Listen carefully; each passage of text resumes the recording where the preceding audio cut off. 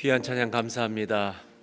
오늘부터 우리가 이제 야곱이 끝나고 요셉이 시작되는데 요셉의 꿈이 이루어지게 해달라고 우리 찬양해 주시니까 더 힘이 나네요. 우리 전후자에 계신 분들하고 우리 이민자로 살아가는데요, 이렇게 인사하면 좋겠습니다. 요셉처럼 사시기 바랍니다. 한번 인사하겠습니다. 여러분, 꿈을 이루어지는 말로 쓰는 겁니다. 요셉처럼 고통을 다 겪으라는 말은 아닙니다. 오늘은 요셉의 첫 번째 시간으로 창세기 37장에 있는 말씀을 중심으로 하나님이 주신 꿈이라는 제목을 통해서 말씀을 나누고 합니다. 오늘 봉독해드릴 말씀은 창세기 37장 9절로 11절까지 말씀입니다. 37장 9절로 11절. 요셉이 다시 꿈을 꾸고 그의 형들에게 말하여 이르되 내가 또 꿈을 꾼즉 해와 달과 11별이 내게 절하더이다 하니라. 그가 그의 꿈을 아버지와 형들에게 말하매 아버지가 그를 꾸짖고 그에게 이르되 내가 꾼 꿈이 무엇이냐? 나와 내 어머니와 내 형들이 참으로 가서 땅에 엎드려 내게 절하겠느냐? 11절 다 같이 함께 봉독합니다.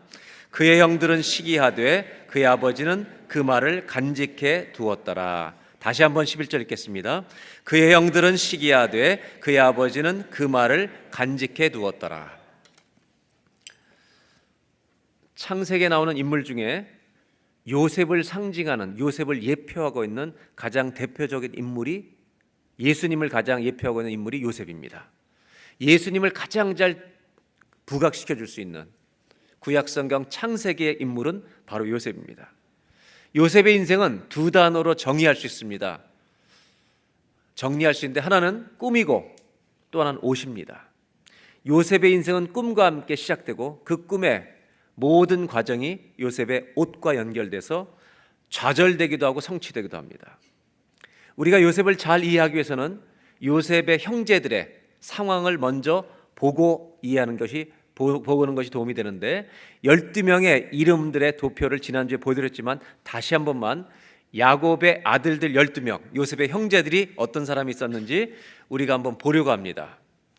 12명의 아들들의 이름이 나오는데 요셉의 형제들이죠. 요셉은 몇 번째 아들입니까? 11번째. 야곱이 가장 사랑했던 아내 라헬의 두 아들밖에 없습니다. 그래서 요셉과 베냐민은 야곱의 인생의 나이가 아주 많았을 때 얻은 아들들입니다. 이 아들들이 요셉과 베냐민입니다. 그래서 저는 모든 12명의 아들을 여러분들이 다 암기하신다든지 이런 무리한 부탁은 하지 않습니다. 그러나 이번에 요셉을 공부하면서 적어도 요셉 몇 번째 아들이냐 정도는 꼭 알고 가셨으면 좋겠습니다. 다음 주에 또 물어볼 겁니다. 몇 번째 아들입니까? 막내는 누굽니까? 12번째. 적어도 이 두 사람은 외워야 되겠죠? 요셉은 11번째, 베냐민 12번째. 그 다음에 그래도 예의상 장남은 외우는 게 좋겠습니다. 첫째 이름은 뭡니까? 르우벤입니다. 여기까지는 우리가 적어도 알아야 됩니다. 그리고 또 하나 알아야 될 것은 레위는 알아야 합니다. 왜 레위를 알아야 되냐면 레위는 바로 이 지파에서 누가 나와요? 제사장들이 배출되기 때문에. 그리고 이제 요셉이 우리가 점점 읽어나가면서 말씀을 나눠갈수록 어떤 순간에 레위 지파를 아는 것이 왜 중요한가가 이제 등장하게 됩니다. 그래서 첫 번째 아들이 르우벤이니까 장남은 기억하고, 셋째 아들이 레위니까 이 레위는 레위 지파 때문에 기억을 해야 되고, 그 다음에 요셉은 11번째, 베냐민은 12번째, 그 다음에 또 하나 기억해야 될 아들이 있습니다. 그 사람은 유다입니다. 유다는 몇 번째입니까? 왜 기억해야 됩니까? 유다를 예수님이 요셉의 지파를 통해 오지 않습니다. 유다 지파를 통해 오시기 때문입니다. 적어도 5지파는 우리가 외울 수 있을 것 같습니다. 르우벤, 레위, 유다, 요셉, 베냐민. 5개만 외우는 게 억울하지 않습니까? 이왕 외운 거 12개를 다 외우는 것도 좋겠습니다. 그래서 5번째 아들의 이름은 뭐냐면 다섯에서 단입니다. 외우기도 쉽습니다. 나머지 그냥 몇 명만 조금 기억하면 되는 겁니다. 이렇게 12명의 형제들이 많이 있었지만 4명의 어머니들이 낳은 아들이라는 것을 우리가 읽고 요셉이 11번째 아들이었다는 것을 알면 이제 그 다음 내용의 이야기들이 좀 쉬워집니다. 37장 1절로 성경 돌아가도록 하겠습니다. 37장은 야곱이 하나님의 음성을 듣고 삼촌집 밧다나람을 떠나서 세겜을 거쳐서 그리고 드디어 고향 땅으로 돌아온 이야기로 시작합니다. 야곱의 가나안 땅, 곧 그의 아버지가 거류하던 땅에 거주하였으니 2절 다 같이 읽어볼까요? 야곱의 족보는 이러하니라. 요셉이 17세의 소년으로서 그의 형들과 함께 양을 칠 때 그의 아버지의 아내들 비라와 실바의 아들들과 더불어 함께 있었더니 그가 그들의 잘못을 아버지에게 말하더라. 여기 보면 요셉의 나이를 소개합니다. 17세라는 말은 지금 하이스쿨 그레이드 11 정도라는 말입니다. 이렇게 어린 나이였습니다. 근데 요셉의 특징이 있는데 형님들하고 같이 지내다가 형님들이 잘못하면 이것을 누구한테 가서 일러 바치냐면 아버지한테 말하는 겁니다. 여러분, 형제 사이 이러면 안 됩니다. 우리 형제라 함은 부모가 모르는 비밀을 가지고 있어야 합니다. 적어도 40대 후반 50을 넘은 분들은 어린 시절에 만화를 빌려서 집에서 우리끼리 보던 기억이 있을 겁니다. 그래서 어머님이 들어오시는 소리가 나면 우리는 바로 만화책을 이불 속에 넣습니다. 만약 이러는데 한 아이가 나서 어머니 안 계시는 동안 이분들이 만화를 다 봤습니다. 걔는요 집에서 소외당하는 겁니다. 형제들끼리는 비밀을 지켜주는 의리가 있어야 합니다. 여기서 만약에 고자질을 하면 그놈은 형제들에서 제외되는 겁니다. 근데 요셉은 안타깝게도 모범생이었던 것 같습니다. 지나친 모범생. 어려서 그랬겠죠. 형님들의 잘못을 아버지에게 다 일러 바치는, 한국말로 고자질, 이것을 잘하는 형이었습니다. 이것이 이 가정을 깨트리는 첫 번째 원인 중에 하나였습니다. 이것만이 아닙니다. 두 번째 원인이 또 있습니다. 3절입니다. 요셉은 노년에 얻은 아들이므로 이스라엘, 즉 야곱이죠. 이스라엘이 여러 아들들보다 그를 더 사랑함으로. 자, 요셉은 몇 번째 아들이라고요? 여러분, 자식을 낳으면 누가 더 이뻐요? 아니, 누가 더 이쁘다고 말하면 안 되죠. 무슨 사랑이에요? 내리사랑. 그래서 둘밖에 못 낳은 분들은 한번 3번 낳아보세요. 이 사랑이 어떻게 되는지. 내리사랑입니다. 11번째니까 더 사랑했다는 겁니다. 근데 더 사랑한 것까지는 이해가 되지만 그를 위하여 요셉에게만 채색 옷이라는 옷을 지어서 입혔다는 겁니다. 즉 옷을 입혔는데 요셉만 언제나 좋은 옷을 입는 겁니다. 언제나 긴 옷이고 컬러풀하고. 성서학자 중에는 이 채색 옷의 특징을 장남을 상징하는 옷이라고도 말한 사람이 있습니다. 그럼 만일 11번째 아들에게 장남을 상징하는 옷을 입혔다면 형들은 전부 다 이 동생을 미워하고 시기하는 대상으로 삼을 것입니다. 두 번째 이 가정에 깨어지는 파괴의 원인이 아버지의 편애였습니다. 지나친 편애. 세 번째 이유가 또 있습니다. 4절입니다. 다 같이 한번 읽어볼까요? 그의 형들이 아버지가 형들보다 그를 더 사랑함을 보고 그를 미워하여 그에게 편안하게 말할 수 없었더라. 형들이 두 가지 이유가 있었습니다. 아버지가 자기 자신들보다 요셉을 너무나 사랑하는 것이 티가 났기 때문에, 또 한 가지는 언제나 고자질하는 이 동생이 있기 때문에 동생 요셉을 만날 때마다 편안하게 말할 수 없는 관계에 이르렀다는 겁니다.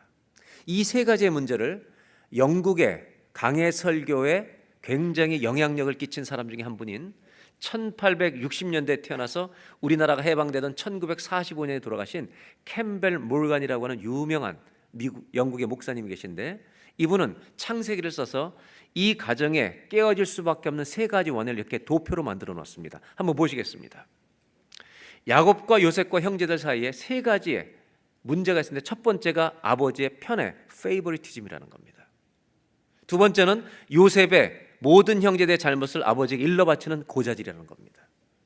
세 번째는 이것 때문에 생기는 형제들이 요셉을 시기하는 시기심. 이 세 가지는 가정을 깨뜨릴 수밖에 없는 문제를 가지고 있었다는 겁니다.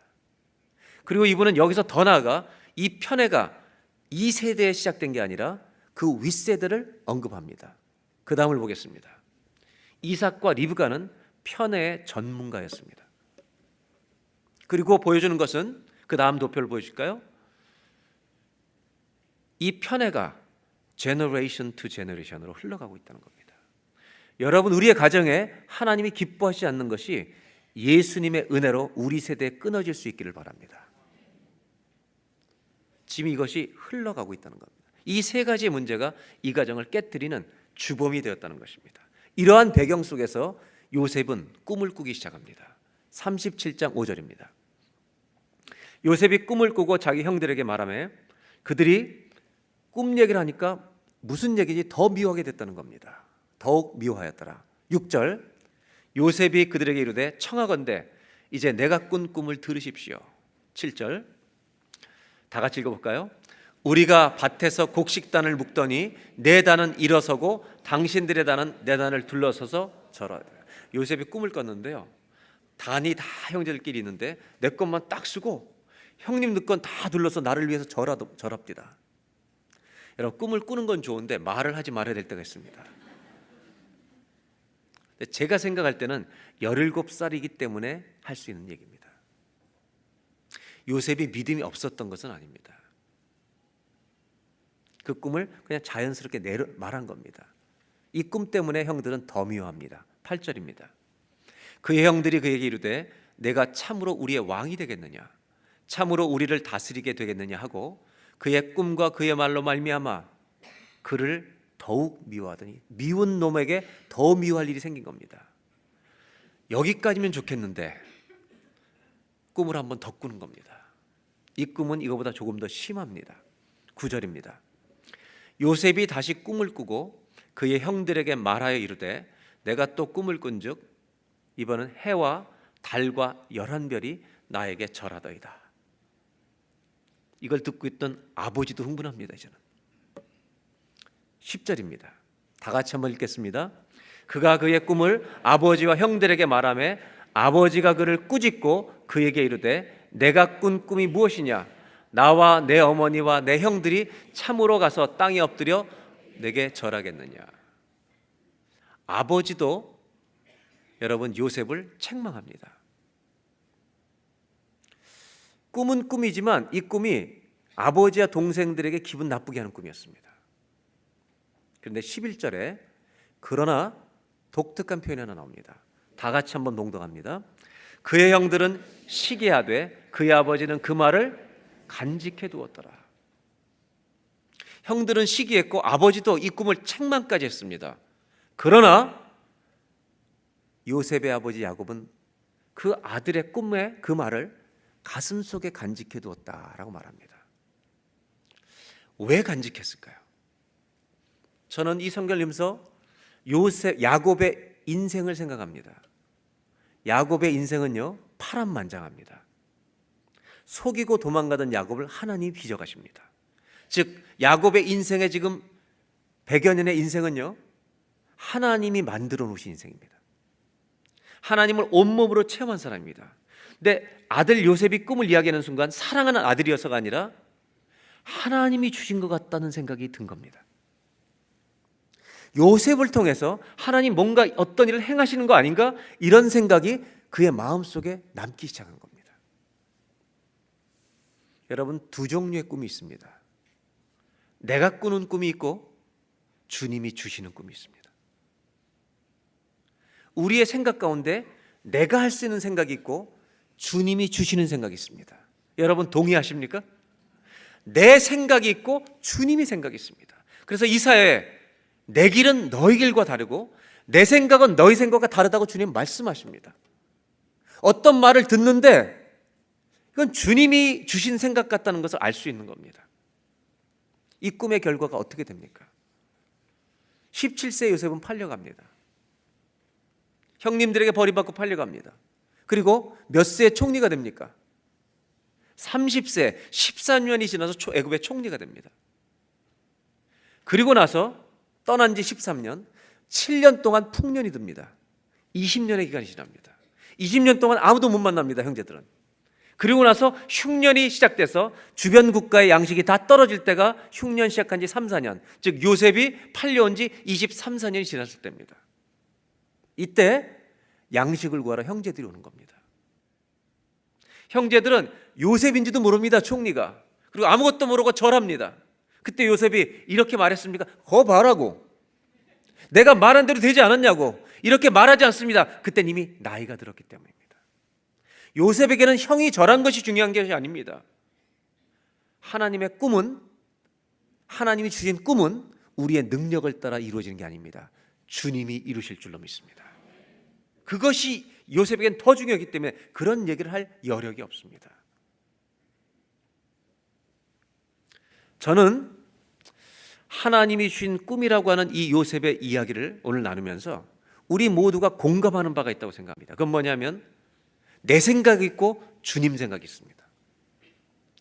내가 꾸고 있는 꿈이 있고 하나님이 진짜 우리 가슴에 넣어주신 꿈이 있습니다. 분명히 꿈의 무게가 다릅니다. 오늘 첫 번째로 나누고 싶은 게 뭐냐면 하나님이 주신 꿈에 특징이 있다는 겁니다. 하나님이 어떤 꿈을 내 가슴 속에 심어 넣어주시면 반드시 이 특징이 나타납니다. 한번 따라해 보실까요? 하나님이 주신 꿈은 잊혀지지 않습니다. 맞습니까? 떠나지 않습니다. 하나님이 주신 생각, 어떤 사람을 도와주라, 이 마음을 주시면 안 떠납니다. 하나님이 어떤 꿈을 우리에게 내 가슴 속에 심어 넣어주시면 절대 안 떠납니다. 저는 첫 목회를 시골에서 시작할 때 20대 총각으로 나갔습니다. 30여 명 모이는 농촌교회인데 참 이 시골교회, 이 작은 교회에서 내가 어떤 목회를 할까 고민하고 있는데 어느 날 꿈을 꿨습니다. 너무 기가 막힌 꿈입니다. 원주 치악산 뒷자락에 기가 막힌 무지개가 뜨는 겁니다. 제가 이런 생각을 했어요. 와, 교회가 한 100명, 200명 부흥하겠다. 제 생각이었습니다. 그리고 나서 비가 몹시 내리던 날 그 교회는 예배당을 종으로 치는 교회였습니다. 그 첨탑이 있는 예배당에 비가 들이치면서 벽 안으로 물이 새기 시작하는 겁니다. 제가 전도사로서 처음 다민전도사를 목회를 하는데 예배당 안에 비가 들이치니까 그렇게 마음이 아팠습니다. 그래서 돈이 없는 작은 교회였기 때문에 그래도 업체를 불러서 방수, 약을 다 발랐습니다. 그래서 그분은 자신 있게 다시는 안 셀 거라고. 그 다음 비가 또 왔습니다. 여지없이 샜습니다. 돈이 많으면 고치겠는데 고칠 수가 없었습니다. 그래서 안타깝게 기도하고 있었습니다. 그때 두 번째 꿈을 꿨습니다. 그 시골 마을 앞에 한국의 대기업이 들어와서 아파트 단지를 조성하는 겁니다. 그리고 우리 교회 땅도 관심이 있으면서 거기에 소장이 와서 저에게 우리 회사의 사장님이 여기다도 아파트를 짓고 당신네 예배당을 새로 지어주기로 했다고. 저는요 꿈에서 깼습니다. 흥분해서 이 일이 언제 오나. 비가 안 새는 예배당. 그 꿈은 제가 떠날 때까지도 이루어지지 않았습니다. 아직도 그 교회는 그대로 있습니다. 이런 꿈을 무슨 꿈이라고 그러는지 아십니까? 네? 뭐라고요? 권사님 개꿈이 아니라 내 꿈. 개꿈이라고까지 하실 필요는 없고 내 꿈. 여러분 내가 꾸는 건 안 이루어질 수 있습니다. 그리고 저는 유학을 왔다가 이민교회를 목회를 하게 됐습니다. 이민 목회를 하면서 저의 고민이 있었습니다. 갈등이 있었습니다. 왜냐하면 저는 이민자가 아니었기 때문입니다. 유학을 와서 목회를 하다가 내가 이민 목회를 계속해야 되느냐. 저희 같은 사람은 유학생으로 왔을 때 전부 다 한국에 돌아갈 생각을 합니다. 고민하면서 제가 목회를 맡게 되어서 미국에 원래 제가 공부하러 가려고 했던 신학교에서 공부하는 중에 저는 이 하나님 주신 꿈이 뭔지를 그때 알았습니다. 거기서 공부하고 있는데 학교에서 수업을 하고 난 클래스 중에서 하나님이 제 마음속에 꿈을 넣어주신 게 있습니다. 이거는 제 생각과 완전히 다른 겁니다. 저는 농촌교회 첫 목회를 나갈 때 목사의 아들로 태어나서 세 가지를 안 하게 해달라고 기도했습니다. 하나님, 첫째는 저는 성전 건축은 안 합니다. 한국에 이미 예배당이 너무 많습니다. 두 번째, 부흥회를 안 다니게 해주십시오. 저는 홀리 보이스가 싫습니다. 이상한 목소리 내는 거 있잖아요. 여러분 안녕하십니까? 이상한 목소리. 저는 아주 그 목소리 저는 원래 그런 분은 괜찮아요. 근데 그것도 아닌 것이 쓰기만 하면 이상한 목소리 내는 사람이 있어요. 아주 싫어합니다. 저는. 사람이 자연스러워야지. 평상시에 있다가 뭐 신앙 얘기 나오면 굉장히 이상한 목소리 내고 절대 그러지 마세요, 여러분. 놀래요. 주님도 놀라세요, 여러분. 절대. 세 번째, 저는 개척교회 안 합니다.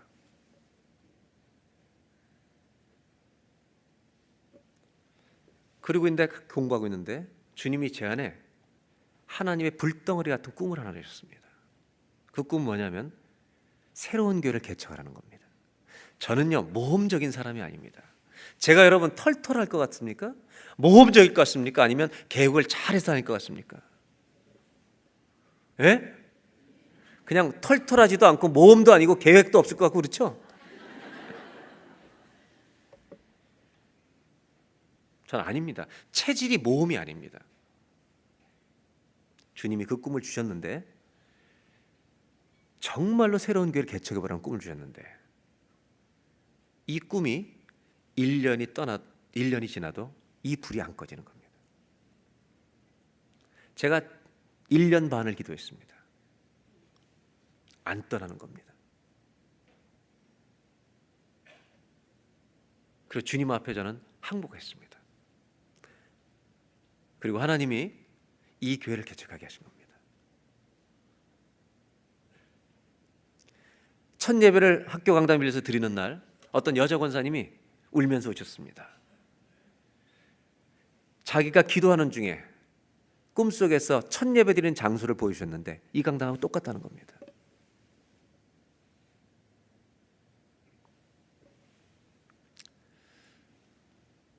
하나님이 주신 꿈은 한 가지가 정확합니다. 지워지지가 않습니다. 사라지지 않는 것입니다. 저는 이민자로 사는 우리 여러분, 고향과 족을 떠나 살아온 우리 여러분들, 내 꿈을 따라 이민 생활하지 않기를 바랍니다. 주님의 꿈을 따라 나그네 길을 걸어가는 아름답고 복된 인생과 신앙 여정 되시기를 주의 이름으로 축원합니다. 저는 개척을 결심하고 한 가지를 했습니다. 시민권을 신청했습니다. 왜냐하면 이민 목회자는 이민자가 되어야 된다. 내가 교인들과 같이 떠나서 함께 그 길을 걷고 성도들이 돌아가실 때 내가 그들을 이 땅에 같이 묻어지고 함께 살아가는 이민 목회자가 되야 된다. 그 꿈이 지금 23년이 지난 겁니다. 저는 한 번도 그런 꿈을 꿔본 적이 없습니다. 그러나 제가 이런 고민을 했던 것도 한 가지 이유였습니다. 저는 성경을 보면서 이걸 더 확신하게 됩니다. 하나님이 뜻밖의 사람들에게 주님의 꿈을 주실 때도 있습니다. 그러나 성경의 인물들을 공부해보면 사무엘도 그렇고 에스더와 모르드게도 그렇고 믿음을 가지고 살려고 하는 사람일수록 하나님을 따라가는 사람일수록 하나님은 꿈을 더 주시더라는 겁니다. 요셉도 예외가 아닙니다. 17살의 나이 때 믿음이 얼마나 있었는지 잘 모르지만 17살 팔린 날부터 요셉의 20년을 보면 그가 얼마나 깊은 믿음이 있었는지 알게 됩니다. 영국의 브리스톨이라는 마을에 트리니티라는 신학교가 있는데 거기에서 성서학 잘 가르친 여자 교수가 하나 있습니다. 조이스 볼드윈이라는 교수인데 이 교수는 요셉을 연구하면서 이렇게 얘기합니다. 요셉은 그의 퍼스널리티, 그의 성격에 있어서 굉장히 놀라울 만한 점이 있다는 겁니다. 그건 뭐냐면 그렇게 젊은 나이에 상처받고 버림받고 깨어졌다면 성격적으로 잘못될 가능성이 너무 많다는 겁니다. 영어 단어로 뭐라고 쓰냐면 resilient. 요셉은 remarkably, 정말 놀라울 만큼 resilient하다는 거예요. 이건 뭐냐면 회복이 어떻게 이렇게 빠르냐는 거예요. 그렇게 무너졌는데 어떻게 이렇게 회복이 빨리 되냐는 거예요. 여러분 믿음이 있으면 상처를 이깁니다. 그 믿음을 가진 사람일수록, 아니 믿음대로 살아가고 싶은 사람일수록 하나님은요 당신의 꿈과 생각을 그 사람들에게 더 많이 주실 줄로 믿습니다. 우리는 조국을 떠나 있습니다. 뭐하러 우리가 외국에서 살고 있습니까? 여러분 내 욕심을 성취하기 위해서 조국을 떠난 자가 아니라 이제는 하나님의 꿈을 따라 살아가는 이민자가, 순례자가, 평생의 예배자가 되게 하여 주옵소서. 이것이 저와 여러분의 소원과 기도 제목이 되기를 주의 이름으로 축원합니다. 이 요셉의 꿈을 꾼 이후에 이제 성경은 어떻게 이루어지느냐? 아버지 야곱이 요셉에게 들판에서 일하고 있는 먼 동네 가서 양을 치고 있는 형님들 잘 있는지 가서 보라고 심부름을 보냅니다. 이 지역을 가는데 최소한의 거리가 세겜 땅까지 50마일 80km가 되는 거리입니다. 요셉이 형님들 잘 있나 보러 갑니다.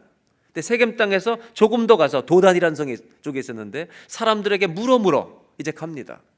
형들을 드디어 찾아서 만나는데 여러분, 요셉이 걸어오는데 형들이 뭐라고 말하는지 아십니까? 비아냥거리기 시작합니다. 18절, 요셉이 그들에게 가까이 오기 전에 그들이 요셉을 멀리서 보고 죽이기를 꾀하여. 이 집은 왜 이렇게 사람들을 죽이려고 하는지 모르겠어요. 에서가 야곱을 볼 때 저놈 내가 아버지 돌아가시면 죽이리라.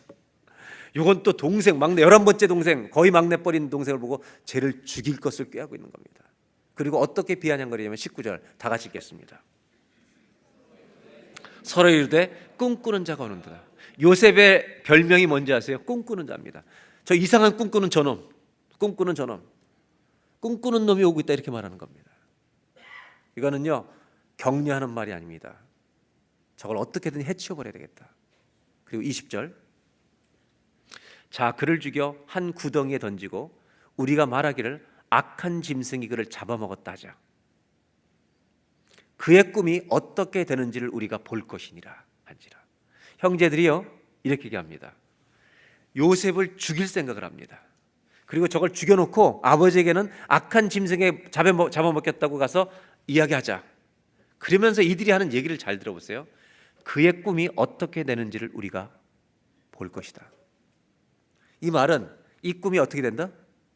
요셉만 죽이면 우리가 걔한테 절한 일은 절대 없을 것이다. 여기서 우리가 말씀을 읽을 때 깨닫는 은혜가 있습니다. 뭐냐면 여러분 상상해 보세요. 형들이 지금 요셉에게 하나님이 꿈을 주셨는데 저놈 꿈꾸는 자가 온다. 저놈 죽인 다음에 그들의 꿈이 어떻게 되는가 보자라고 형들이 말하고 있을 때 하나님이 그 옆에 계셨다면 뭐라고 말했을 것 같아요? 보자. 진짜 보자. 우리가 말할 때요 이런 상상을 해보세요. 내가 말할 때 주님이 옆에서 보신다면 뭐라고 말씀하실까? 아마 재미있기도 하고요, 아마 애통할지도 모릅니다.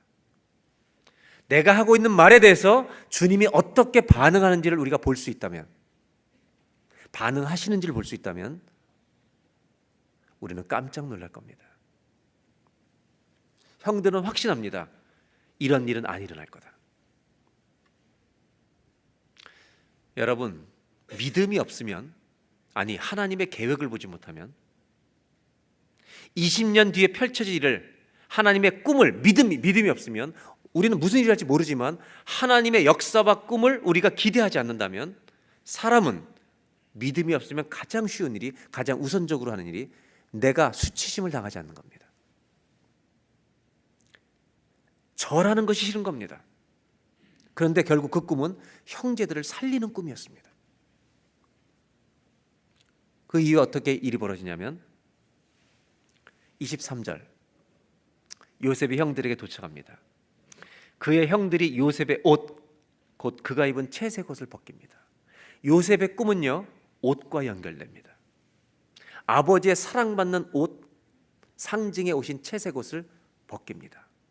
여러분, 이 옷을 벗길 때 형님들이 이렇게 얘기했을 것 같아요. Would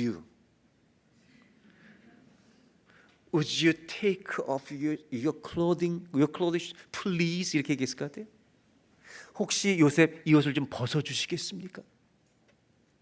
아니면 좁히면서 벗겠습니까? 상상이 되십니까? 얼마나 요셉이 수모를 당했을지.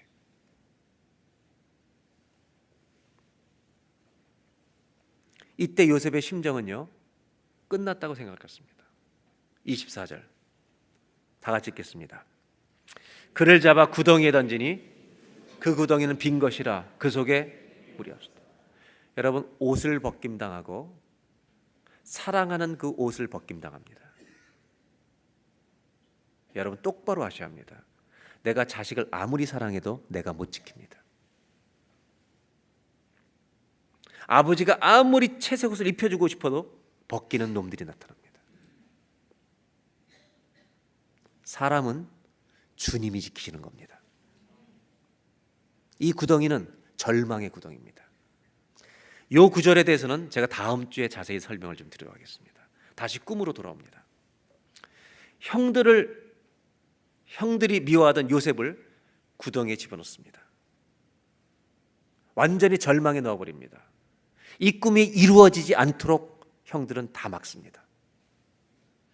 그리고 결국 이들을 죽이려고 하는 모든 계획은 장남이었던 르우벤이 말립니다. 죽여서 죄를 짓지 말자. 네 번째 유다가 팔아버리자. 결국 28절 유다의 말이 이 집에 제일 셉니다. 28절 다 같이 한번 읽어볼까요? 그때 미디안 사람 상인들이 지나가고 있는지라 형들이 요셉을 구덩이에서 끌어올리고 은 20의 그를 이스마엘 사람들에게 팔매 그 상인들이 요셉을 데리고 애굽으로 갔더라. 결국 애굽에 팔아버립니다. 요셉은 마치 예수님처럼요, 은 20에 팔립니다. 예수 은 30에 팔리고, 그리고 판 사람 이름도 똑같습니다. 유다입니다. 물론 예수님을 판 사람은 가룟 유다지만 요셉을 판 유다는 예수님의 조상이 됩니다. 유다는 나중에 마음이 바뀐 것을 나중에 우리가 알 수 있게 될 것입니다.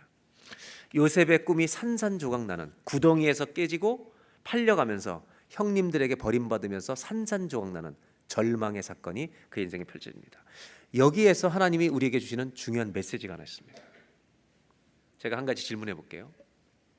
지금 이 장면에서 벗김당하고 구덩이에 들어갔다가 이스마엘 사람들, 미디안 사람들에게 팔려가는, 은이쉽게 팔려가는, 그냥 노예로 팔려가는 겁니다. 완전히 이 당시에 여러분 노예로 팔려가면 사람이 아니라 물건이 되는 겁니다. 노예가 되는 겁니다. 이 장면은 요셉의 승리입니까? 형들의 승리입니까? 형들의 승리입니다. 근데 성경이 보여주는 것은 요셉의 승리를 보여줍니다. 총리가 된다음이 아니라 지금 저는 이 장면을 얘기하는 겁니다. 여러분, 하나님의 꿈을 꾸고 싶으십니까? 아니, 하나님의 꿈을 가지고 싶으십니까? 아멘이에요? 근데 오늘 성경을 보니까 하나님의 꿈을 꾸는 사람에게는 대가를 지불해야 될 고통이 있다는 겁니다. 아니, 있을 수 있다는 겁니다. 저는 하나님이 형들도 바라보지만 요셉도 바라보고 계신다고 믿습니다. 그러나 아직은 침묵하십니다. 왜 저는 오늘 이 장면이 요셉의 패배가 아니라 지금 이 장면이 승리라고 말하냐면, 하나님이 꿈을 주실 때 우리에게 더 원하시는, 꿈보다 더 중요한 것이 있다는 것을 알려주시기 위함이라는 것입니다. 채색옷이 벗겨지는 것, 구덩이에 들어가는 것, 미디안 사람에 팔려가는 것, 절망입니다. 소망이 제로입니다. 그런데 승리고 성공이라는 겁니다. 왜냐하면 아마도 구덩이에서 아버지를 찾았을지 모릅니다. 멀어서 올 수가 없었습니다. 형님들이 버릴 때, 팔아먹을 때 사정했을 수도 있습니다. 팔림을 당합니다. 잘 대답하십시오. 요셉은 아버지를 의지할 수 없었습니다. 형들에게 거절당합니다. 이 당시에 팔려가면서, 노예로 팔려가면서 요셉이 의지할 수 있는 분은 누구밖에 없었겠습니까?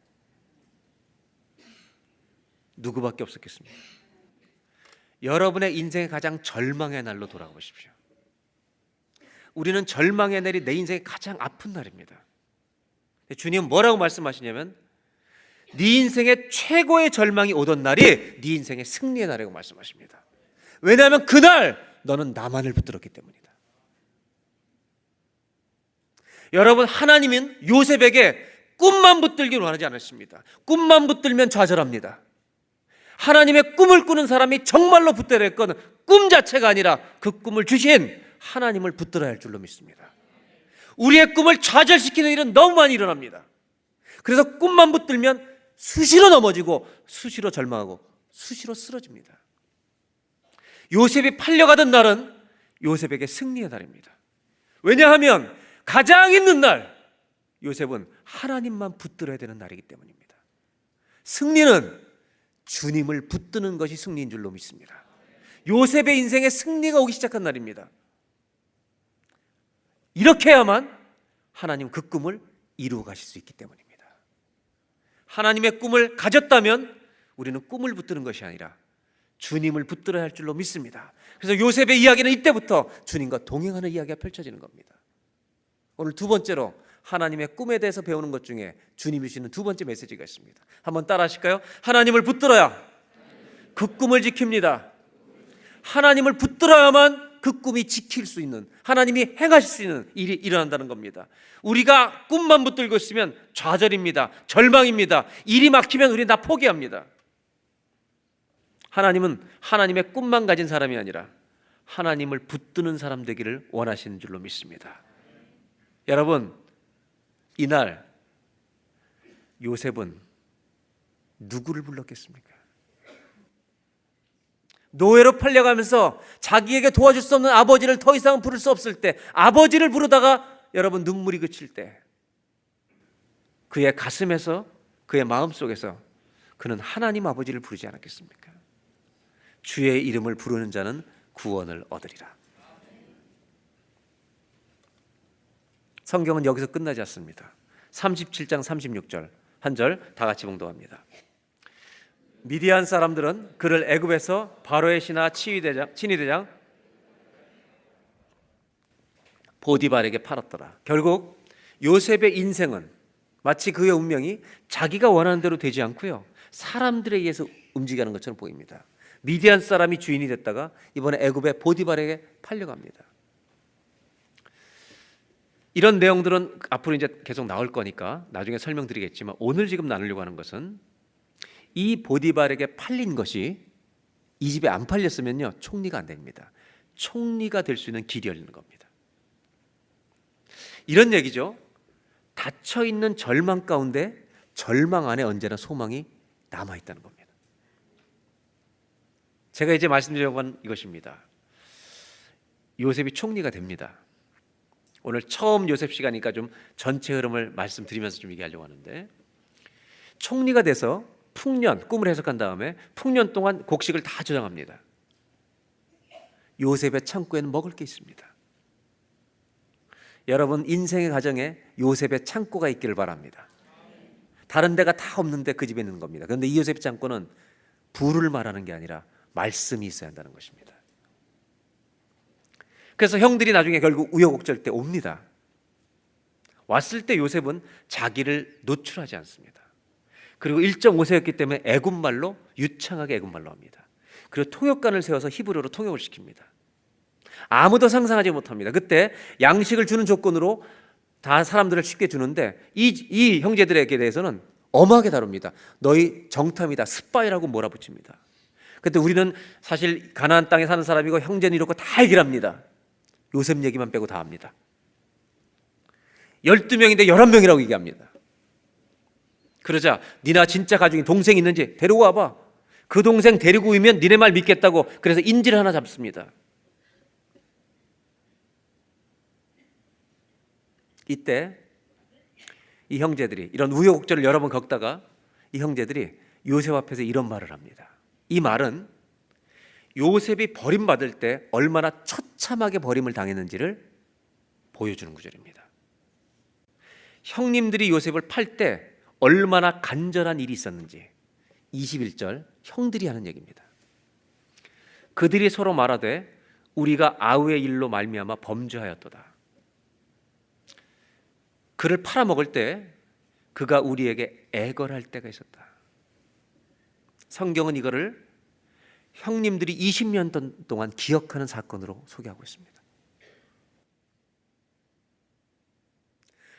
우리의 동생 11번째 동생 요셉이 우리한테 형 살려달라고 애원할 때, 르우벤 형 살려달라고 할 때, 시므온, 레위, 유다 형 나 좀 살려달라고 할 때, 간절히 애걸할 때 그 마음의 괴로움과 눈물을 보고도 우리가 듣지 않았다. 이 괴로움이 우리에게 온다. 여러분, 이날 요셉이 팔리던 날, 요셉에게는 적어도 절망의 날입니다. 모든 소망이 끝난 날입니다. 그가 꾸었던 모든 꿈은 끝난 날입니다. 모든 문이 닫힌 날입니다.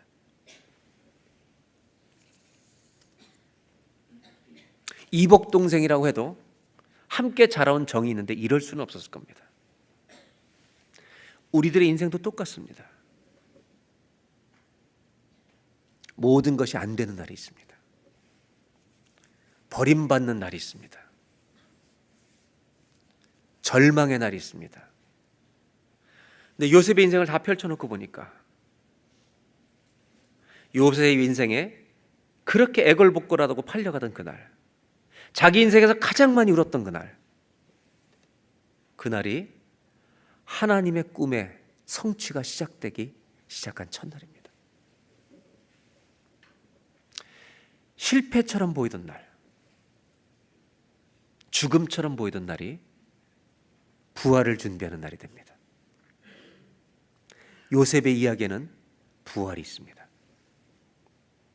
이 날이 죽음이고 형제들을 껴안는 날이 부활입니다. 요셉의 이야기는 넘어진 자를, 쓰러진 자를, 절망 있는 자를 하나님이 부활의 생명으로 인도하시는 이야기입니다. 여러분, 우리가 눈물 흘리면서 모든 문이 닫혀있는 절망의 날, 절대 잊지 마십시오. 하나님의 꿈은 이루어 가십니다. 마지막으로 세 번째 나누는 것이 이것입니다. 내 계획은 모두 닫혀도, 절망의 날에도 하나님의 계획은 여전히 열려 있습니다. 어쩌면 이렇게 말해야 정상일지 모릅니다. 내 꿈이 좌절될수록 주님의 꿈은 시작입니다. 내 뜻대로 안 될수록 하나님의 뜻이 펼쳐집니다. 많은 사람들은 이런 정도가 되면 인생을 포기합니다. 어쩌면 하나님을 버릴 수도 있습니다. 그러나 주님은 말씀하십니다. 네 최고의 절망의 날에 내가 문을 열기 시작했다. 혹시라도 인생의 좌절 속에 있는 분이 있다면 오늘 포기하지 마십시오. 주님이 여러분 가정을 향한 길을 열고 계십니다. 우리가 옆에 분한테 이렇게 축복하면 어떨까요? 활짝 열려 있습니다. 형제님, 자매님, 활짝 열려 있습니다. 한번 이렇게 인사해 볼까요? 활짝 열려 있습니다. 뭐라고 대답하냐면요, 아멘, 아멘, 아멘. 여러분, 닫혀 있을수록 소망을 가지십시오. 닫혀 있기 때문에 여시는 겁니다. 이것이 복음입니다. 우리는 이민자로 이 땅을 살아갑니다. 아니, 이민자이기 전에 한 사람의 한 가정으로, 인생으로 살아갑니다. 요셉의 절망의 날, 애걸복걸하던 날, 그날 주님은 요셉의 문을, 총리의 문을 열고 계십니다. 오늘 이 예배의 날이 여러분의 인생의 형통의 문을 주님이 직접 여시는 은혜의 날이 되시기를 주의 이름으로 축원합니다. 기도하겠습니다.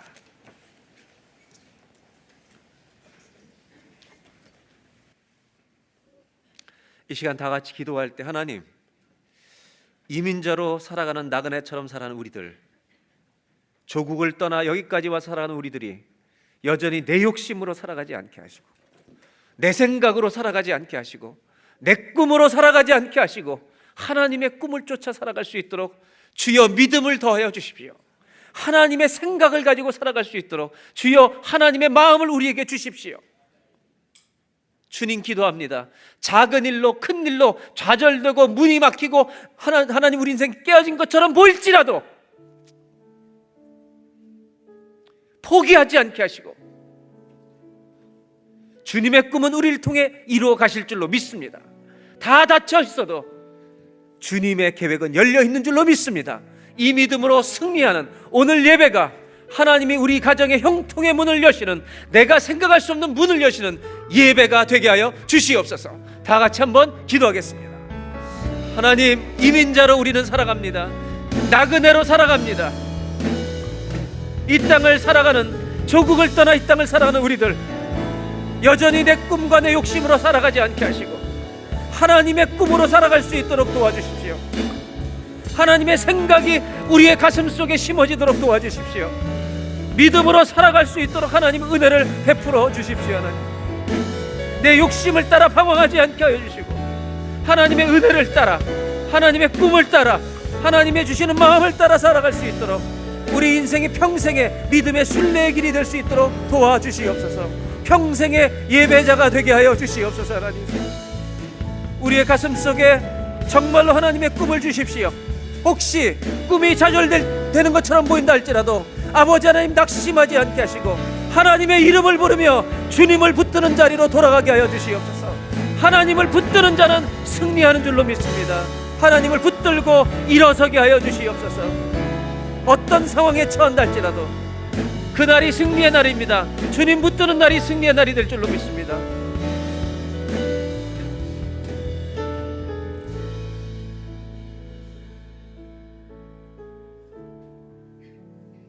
하나님, 우리들에게 이렇게 아름다운 자연 환경 속에서 이민자로 살아갈 수 있는 은혜 주셔서 감사합니다.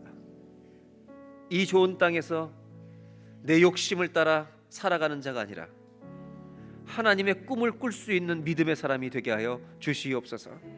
내 생각으로만 사는 자가 아니라 하나님의 생각을 우리 마음속에 수시로 우리 안에 넣어주셔서 절대로 잊지 못하는 그 꿈의 무게를, 그 주님이 주신 말씀과 생각의 무게를 절대로 잊어버리지 못하는 그 무게를 느끼며 살아갈 수 있도록 주여 도와주시옵소서. 좌절한 경험이 있는 자가 있습니까? 오늘 절망의 날인 사람이 있습니까? 주님이 말씀하십니다. 오늘이 너의 승리의 날이다. 왜냐하면 너는 오늘 나만 붙들 수밖에 없는 날이기 때문이다. 요셉의 승리는 총리가 되는 날이 아닙니다. 바로 버림받던 날이었습니다. 주님을 붙던 날이었습니다. 원수가 승리를 부른 날이 우리의 승리가 될 줄로 믿습니다. 왜냐하면 더 이상 나를 의지하는 것이 아니라 우리가 주님을 의지하기 때문입니다. 형들이 그렇게 울던 동생을 팔아먹어도 아버지와 떨어지게 해도 하나님 아버지께서 요셉의 길을 열어가실 줄 믿습니다. 오늘 예배가 우리 가정에 주님이 문을 열어주신 예배가 되게 하여 주옵소서. 그것을 믿는 예배가 되게 하여 주옵소서.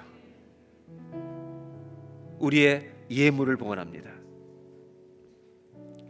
우리 인생, 우리 평생의 여정 주님 것입니다.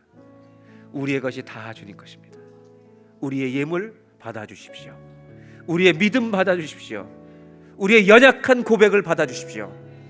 더 굳건한 믿음에 설 수 있도록 도와주십시오. 우리 주 예수님의 이름으로 간절히 기도하옵나이다.